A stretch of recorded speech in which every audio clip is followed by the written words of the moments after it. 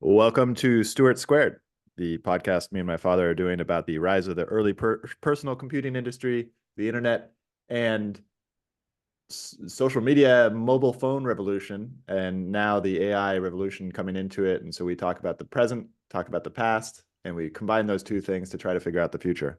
I guess I don't need to welcome you because I guess you're the co-host. So I guess so. welcome, Well, audience. hey, happy Yeah. with you. Yeah, we have to kind of figure this format.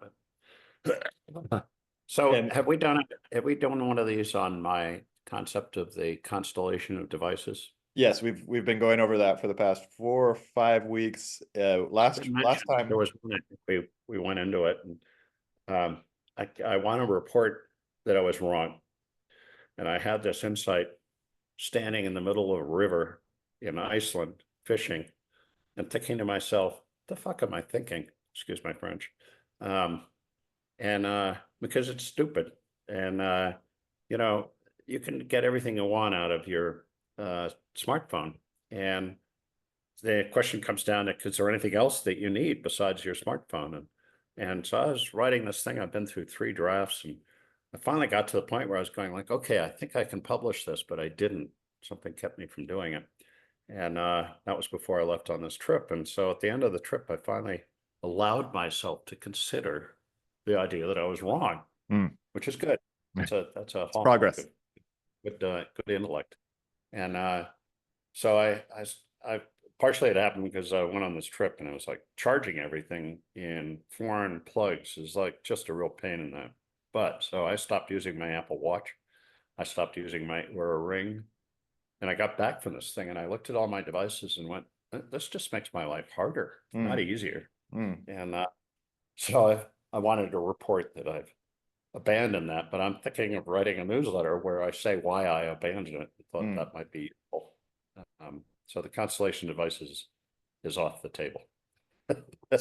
And I agree with you just because it's a nightmare in terms of all the little pieces. Every little thing has a battery in it, and so you need to connect everything to a charger.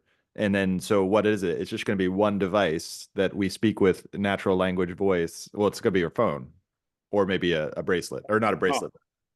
I mean, some people, I've got my AirPods, and I charge my phone and my AirPods at the same time, but I'm not charging my watch anymore. So I have a little device that allows me to stick all 3 of them in overnight, which is very convenient, which goes to, there are certain ecosystems that can do it, and Apple can do it.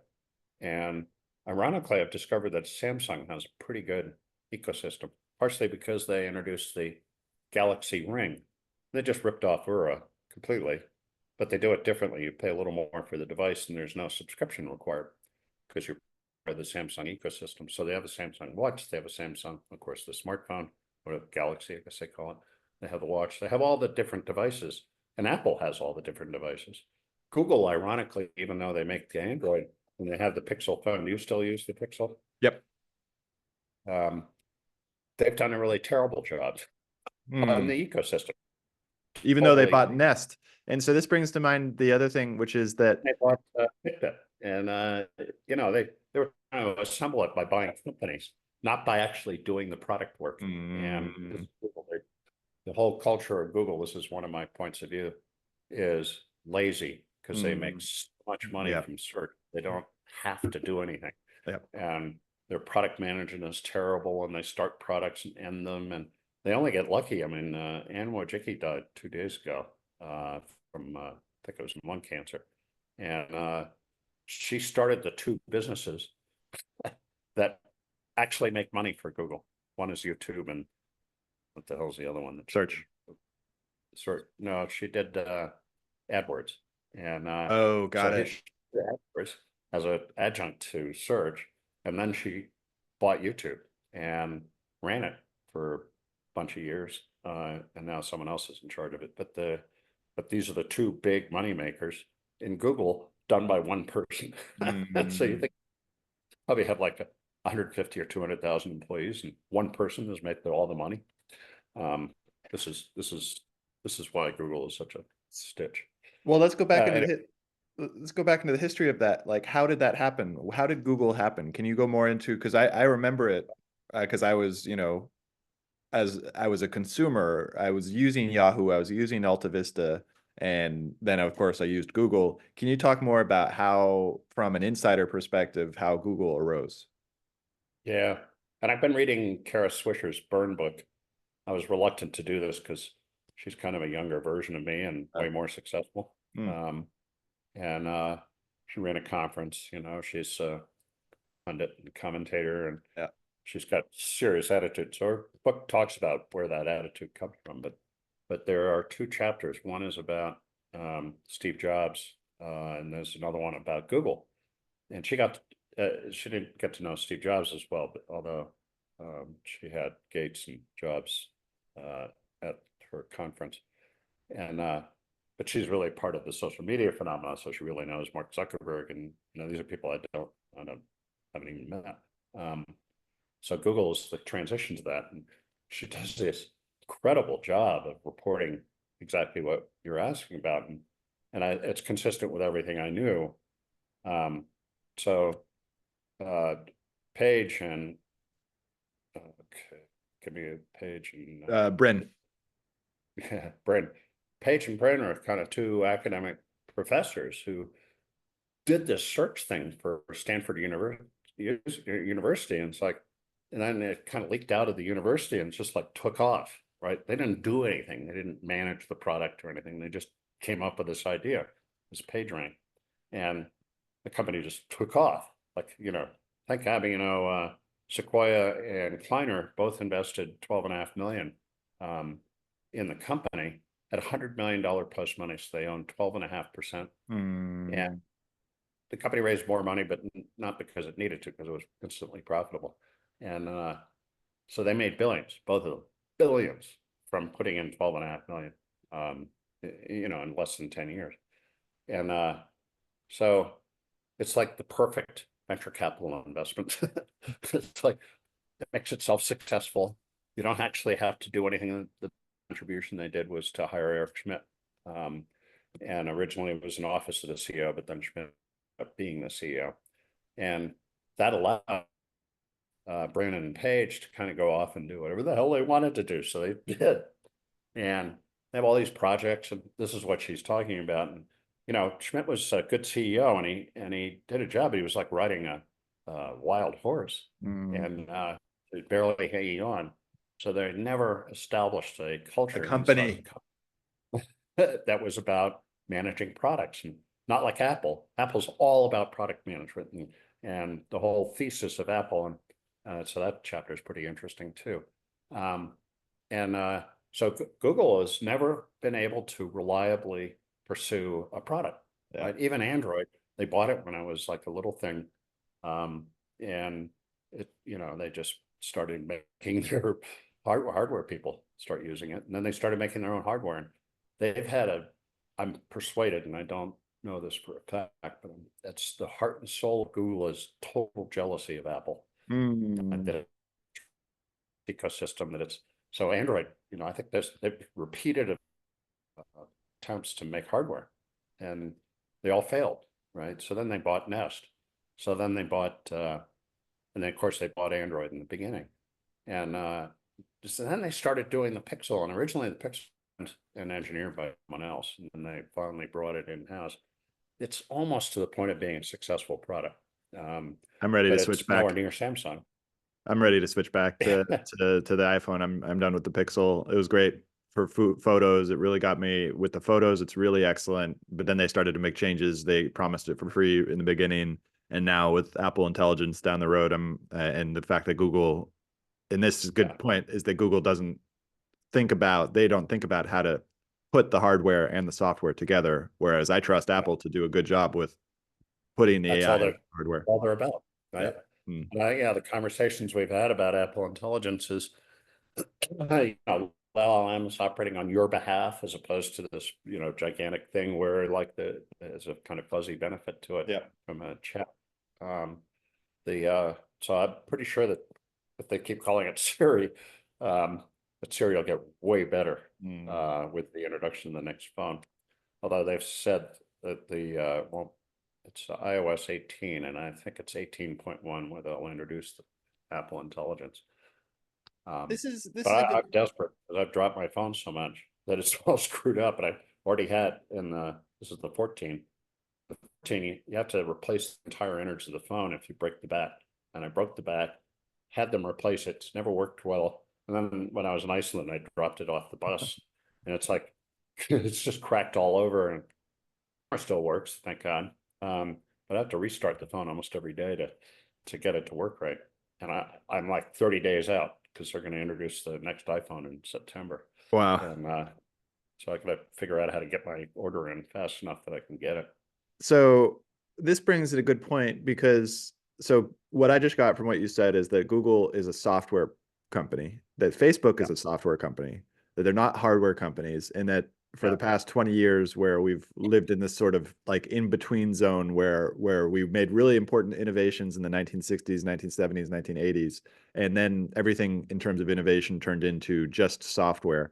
And now we've got this new software thing that also takes a sort of intelligence to enable it, which is why I called it AI Whisperer. And it's different from traditional software. And I get this new one. This is something that I understand intuitively about how to do prompting. I never understood software, and I never understood hardware. And so now we've got Apple coming back, having hardware and software. Do they get this new? Are they AI whisperers? And it's funny because only a week ago somebody found the prompting that Apple is doing, and it's just like, I forget the term that they used, which is like they did the traditional prompting, which is forget all previous instructions, like all these little like memes that have shown up in the prompting world. And so will they do the are they are is any of the companies out there right now, are any of them AI whispers? Will any of them get this next revolution? Well, Apple will be different like from everybody else. They already have showed that in the announcement of Apple Intelligence, the way they talked about it and what people know about it so far. And they're doing it in the service of the individual, right? So their whole world is organized around owning a smartphone, basically. You might have a watch and all this other stuff, but it's the phone as the center of their universe. And it's the center of their culture too. It's where Apple started. They serve the individual. They don't serve a corporation or a system or anything else. And so the way that they're implementing in AI is like that. So they don't really care about buying a lot of chips, building a huge thing that generates large LLMs. It's just like going, they can't get, they're not doing that. Google and Meta and OpenAI and Microsoft, they're all into that. So Apple's doing its own thing, and it's not the same as anybody else. So that's that, and I think that's pretty interesting and exciting, and that's why I really want the iPhone 16. I want to see how that works and participate in that. It's the same thing like when I got a spreadsheet in 1979. That's sort of conceptual excitement.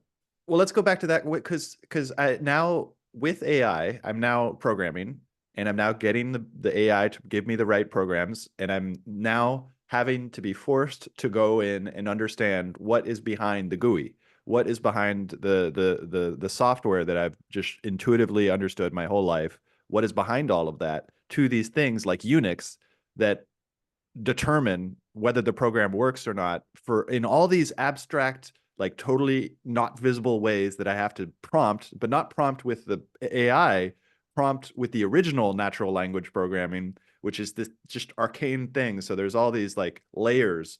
And so you saw that in the 1980s and the 1990s as it arose from hardware, like from an actual physical device that was not connected to the internet. Not totally, because like the original AI companies in the 1980s, which were largely centered around Boston, not in Silicon Valley. Interesting. There was a bubble, right? There were venture capitalists went nuts over AI, and really what they were trying to do was natural language. Talk to your computer and or talk to something, and the something would figure out what you want and return it to you. But they were operating on tiny bits of data. So now in retrospect, it would never work. because they just didn't have enough data. There wasn't enough information. I can remember talking to people about semantic analysis, right? There was this one company I talked to that understood the difference between a sentence and a word and a phrase. And, they really optimized for trying to figure this out. But inevitably what would happen is the logic would lose it. And go into a deep hole and the computer couldn't return a result. Context. It all has to do with context, essentially. Well, there's nothing that everything has to do with. It's like you have to accumulate these things. So that was the first AI bubble. And then the PC revolution happened and they went, wow, look, we have a whole computer with a lot of data on it. So we'll try to do it there. And that didn't work because there's no internet. But when the internet started, that's when this guy in Canada, I think it was, I'm still a little jet lagged, so it'll probably come back to me at some point. But the second generation of AI development was around context, and there's a word for it, but I'll get it. But because there was the internet, he theorized about how you would use data to, which the first generation didn't have. So it's a second area of effort that's got a separate name. And which you just have to suffer with because I'm old and jet lagged. And so that's the basis on which most of the research has been done in the last 20 years. Neural networks. At Google. Neural network, convolutional neural network? Thank you. Yeah, neural networks. Which is a concept of how you organize lots of information into something that resembles intelligence. And so neural networks are the second thing. And then the third thing, Google came up with this idea of transformers. And transformers could take that data and turn it into, it's what the word means. And and Google invented that and published about it like in 2017. 10 years ago. 17, so that's not 8 years ago. Yep. And forgot about it. Well, I didn't forget about it. They were working on it. But it took OpenAI to take the next leap, right? Because Google had it, but they didn't make it public.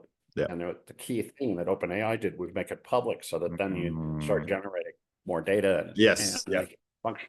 Right. So 3 and 3.5 and then 4 and then 4.0, I think it is, for ChatGPT, I'll show all the progress that OpenAI was able to make. And that put everybody else on their back heel. Right? Was behind, and then Google behind, everybody else was behind. And Microsoft did this really smart thing about licensing OpenAI. Well, and so the fact that ChatGPT was released as a public product, I don't think a lot of people know that they weren't releasing it in order to charge $20 a month. They were releasing it to do, as you said, which was to get more data to make it more functional. More going, this cycle going. But that's the funny part, because holy shit, because so many users, we could probably get some portion of them pay $20, and it was like a really high percentage. So they actually have a lot of revenue now from that subscription fee, and then they started selling it to corporations on a different basis. But so they're said to have like $3.5 billion of revenue last year. So it'd probably be like 9 or 10 this year. Well, the crazy thing is that they stopped at 200 million users. So that $20 a month is limited to 200 million users out of 7 billion people. Like there's no more growth in that user base, or at least for the past couple months. I haven't checked recently, but the real value is not the chat. What's chat that? Application. The real value is not the chat application, right? It's so the API. That's all for it's like so. The real value is something else, and this is what everybody's trying to figure out: what's the real value of this AI, and why I think that Numenta interview has really set me off, because I'm going, if you can make AI work like the human brain, look, the whole thing is much better. Right now, it's just batch processed through big LLMs. That's why Apple's thing is interesting, because at some level they're trying to mimic a real-time operation that'll help you based on your own data. And interesting. So they focus their effort. It's not really about chat, although, as I say, if they keep calling it Siri, it'll be a lot smarter. And I drive in my car all the time, and I can't use Siri to do search. I can do maps, and I can make phone calls and text, but I can't use it to do search because it says it still doesn't realize that Siri is not operating the car. Hmm. So it And forces this you to use your phone. and this gets into OpenAI's plan, which is everybody's trying to make Her, the movie Her, a reality by having a always-on voice assistant 24 hours a day that you can talk to. And now, They've been doing this forever. yeah, Do you ever see or hear about the video that actually the guy after Jobs, what's his name, John Scully? uh, John Scully had the Navigator video, and I wonder if you can find yeah. it online. It's really fun to watch now because I think he did that in like 1990. So Apple, the Navigator. Yeah, I found it. Apple Knowledge Navigator video. Navigator, yeah. Does it show the video? Yep, It's not very long because it's just it's 5 an minutes. aspirational thing. Yeah, there's 1980.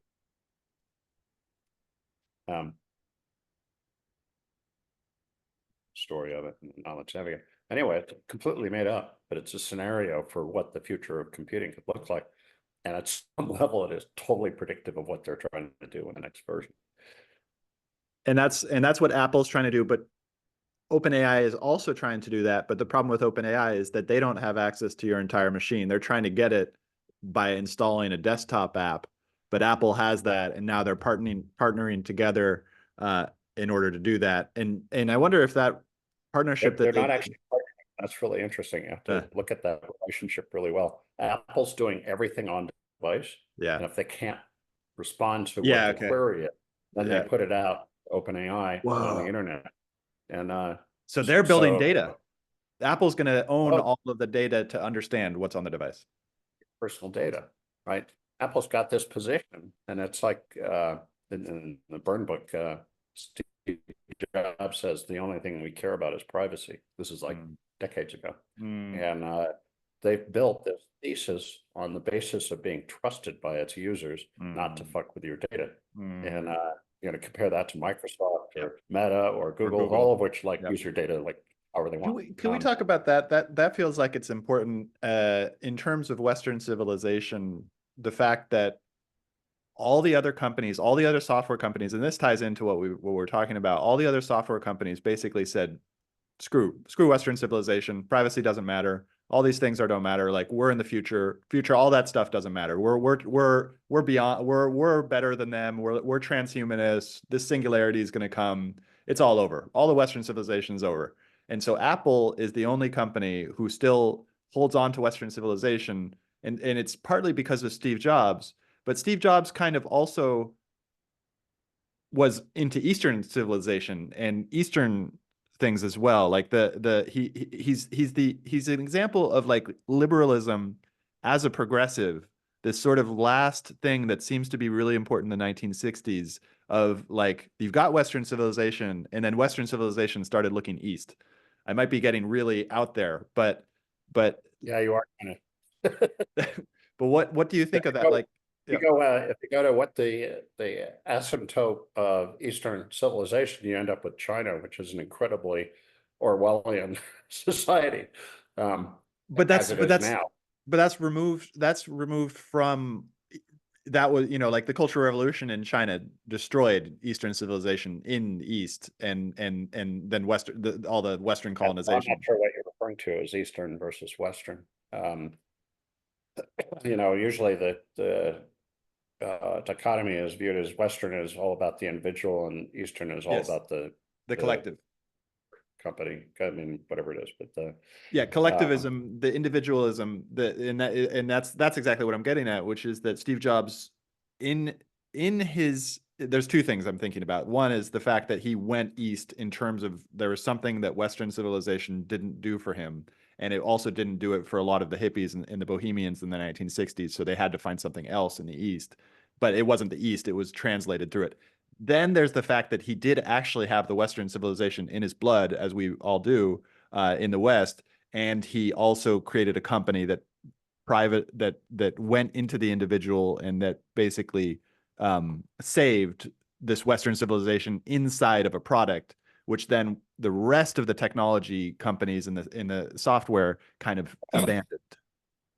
This individual. Yeah, that's pretty far out. Mm-hmm. I'm too practical to get too far. Yeah. It's always been my position. I always worried about what's the next product. Yeah. I mean, there's probably an element of truth.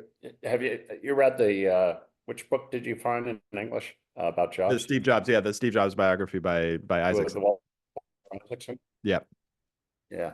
Brent Schneider, who you remember well, wrote a much better book called Becoming Jobs, I think it was, or Becoming Steve Jobs. And it's well worth reading because it basically uses all of Brent's inside and information and personal relationship with Steve, to which he had quite an intense one. Steve came to visit him when he was in the hospital. Yeah. That level. And to paint a picture of the 3 stages of becoming Steve Jobs. Yeah. Okay. And the first stage was the bad boy, didn't know how to company. Yeah. Interesting. Everybody off. I got fired. The second stage was next, where he took on starting a company and ultimately realized that that it would not work, and ended up selling it to Apple.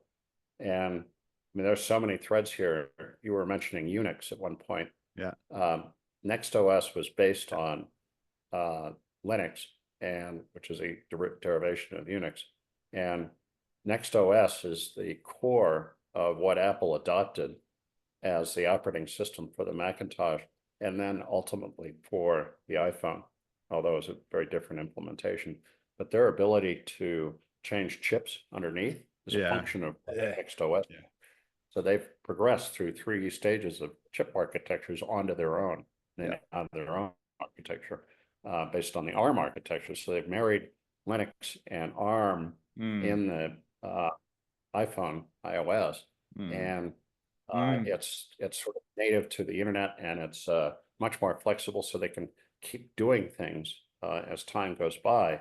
It's infinitely extensible. And so when they're doing Apple Intelligence and implementing small LLMs on the device, that's partially enabled because of their underlying architecture that they've adopted the ARM, and they've done a better job of implementing ARM than any other device maker, small device maker.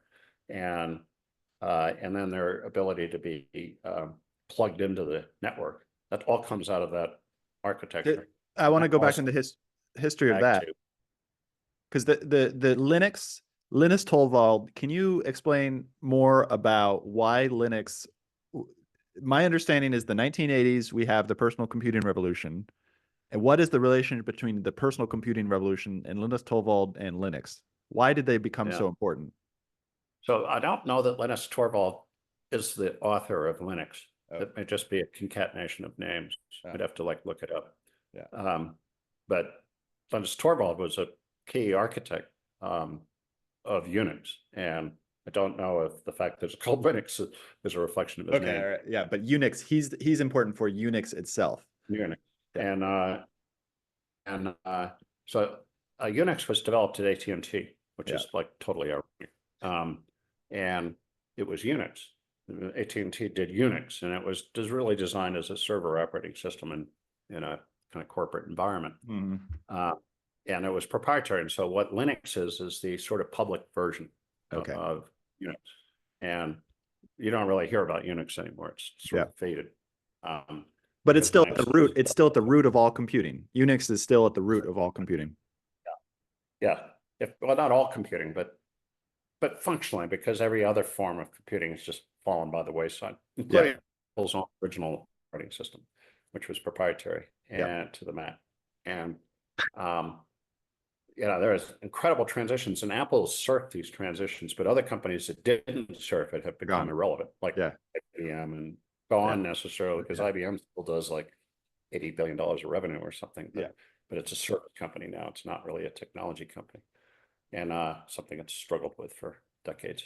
But and Microsoft was in danger of the same thing. And this thing that Satya Nadella did with licensing OpenAI and just building them into Microsoft has given it a whole nother life that's made it totally relevant, which is just fascinating. Like however much money they gave OpenAI, it's like irrelevant. They're worth like $3 trillion now, and that's largely because of that and other stuff they've done. So this thing of being relevant is really critical to the evolution. Apple has managed to surf all these things. Google is constantly in danger of becoming irrelevant. And you just notice the reaction everybody has to, holy crap, with Chat GPT, you can do a whole different kind of search. And this is a threat to Google. Yeah, it's a huge threat. It's beginning to return AI or chat responses in search, right? It happens everywhere because it's just part of their service. So I don't know if you've noticed that. You do a search in a browser, now you get this, like, if it's relevant, get a thing that comes out of their AI, that's their response, which is a pretty effective one because they can hold on to the search business this way. Anyway, I'd say so. Move forward. So the ARM architecture, you know that Sun that SoftBank bought ARM. And interesting. Okay. ARM started back in the 1980s. In fact, NEA invested in ARM, which is called Advanced Research Machines. No, nobody even knows that anymore, but it was started in England. And so it's actually a British innovation that's spread all over the world now is a key component. And it's the way that the architecture of the microprocessor works.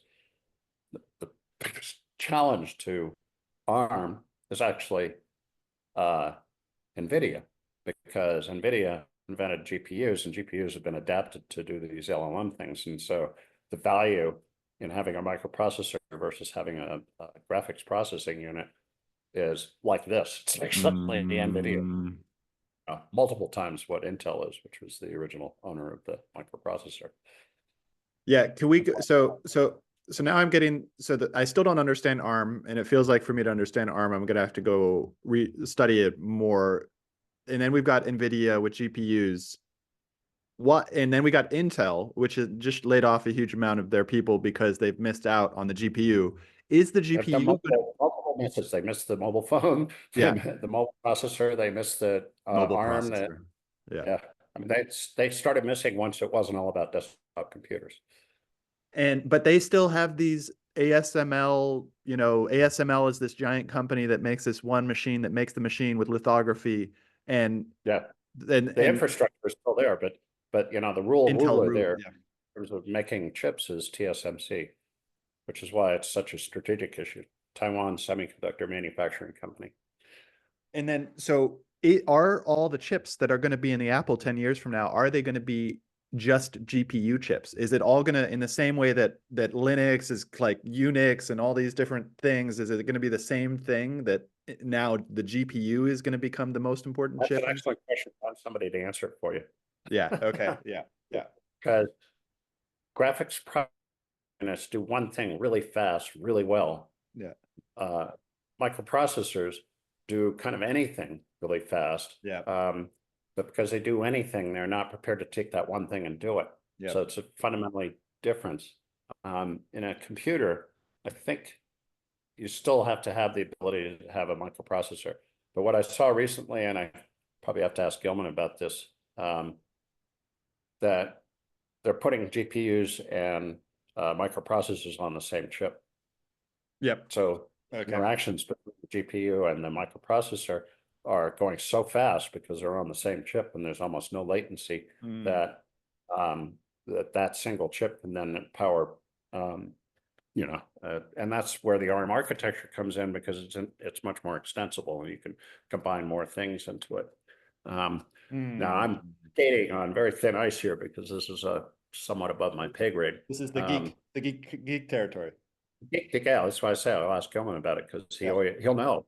Like, we have a company that got sold in our fourth fund, and which has a method for packaging chips differently.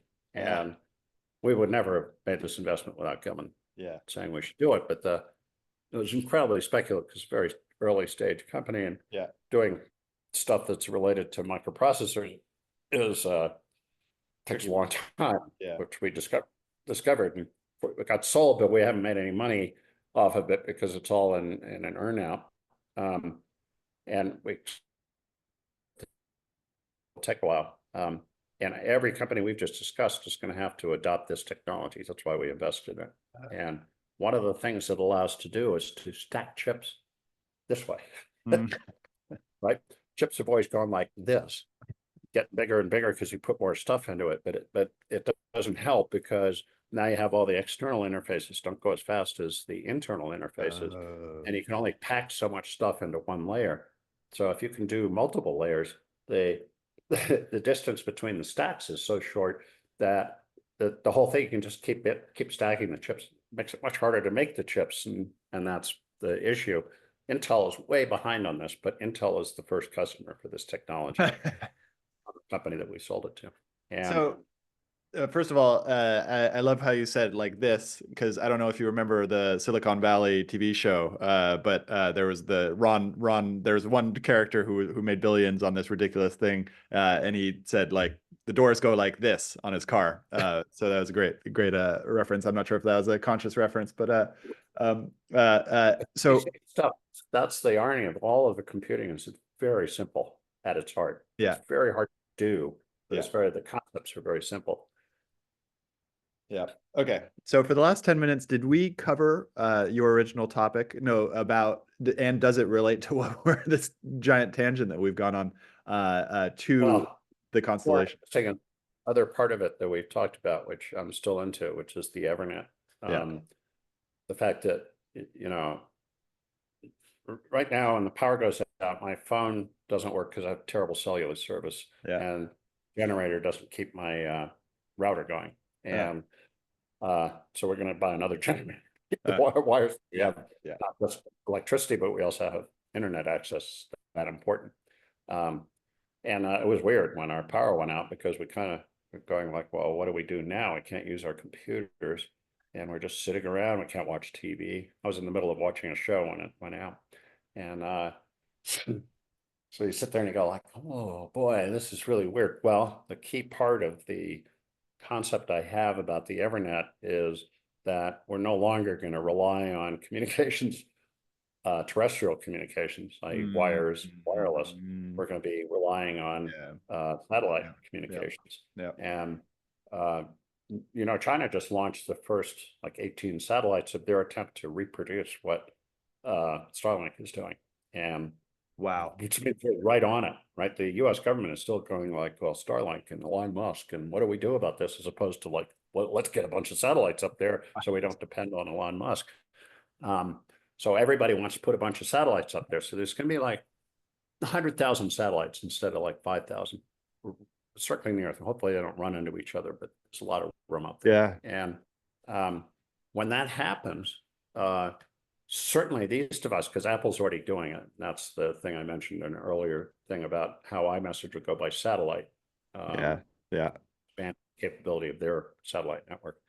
And so if an iPhone, this is the next version of the iPhone, can do that, can send iMessages via satellite without depending on a cell signal or Wi-Fi, then any device like this could do that. And maybe even when we get the future, which we also talked about, which is the Meta Ray-Ban glasses, but they have not just internet connectivity by Wi-Fi, but they have that cellular capability built in. You'll be running around wearing glasses with constantly connected. And I was trying to apply that to like the Oura Ring and the Apple Watch. The Apple Watch does have cellular in it, but maybe at some point it'll be able to talk directly to the satellites. And so how small a device can you make that happen in? That's going with the constellation of devices. So I abandoned that, but the Evernet thing is still absolutely true. And so that's, you know, when we get out there, you know, I may not be alive by the time this happens, but, you know, all of our devices will be connected to satellites, all devices. You won't even, the phone companies will go out of business, the cable companies will go out of business, all of that stuff is just going to go away. That's the really interesting thing is to try to envision what that'll look like. And also the glaring thing that's been beeping in my head since you said that about China putting up satellites is that warfare is going to move to space and it's going to be territory and there's That's nothing. already There's no happening. legislation. There's like, or I imagine there's not There is, very much. there is, but it's very Yeah. weak and Yeah. dependent on cooperation between nations, which right Yeah. now is not happening particularly well. So, But, you know, it was reported that Russia put a satellite up there that uh, could launch a nuclear yeah. device Yeah. to blow up other people's satellites. Yeah. And the Chinese are up there. They've got satellites that check out everybody else's satellites. Yeah. And you know, so it's like it's all happened. It's already happened. It's been happening for the last maybe 5 years, ever since Elon Musk demonstrated that you could do reusable rocket launches. Yeah. And then started putting his own satellites up. It's And like he's like a warlord. He's not even under the US control. He's going and making threats against the British government. control. He's not Yeah. under his own control as far as Yeah. it's so random. Yeah. Yeah. It's So anyway. All right. Well, yeah, we'll have plenty of things to talk about for next week. And so any articles you've written recently you want to plug? No, because I haven't written anything recently. It's like I've got to get this Constellation devices out of my system and then focus on the Evernet thing. Yeah. All right. Well, tune in next week. Yeah.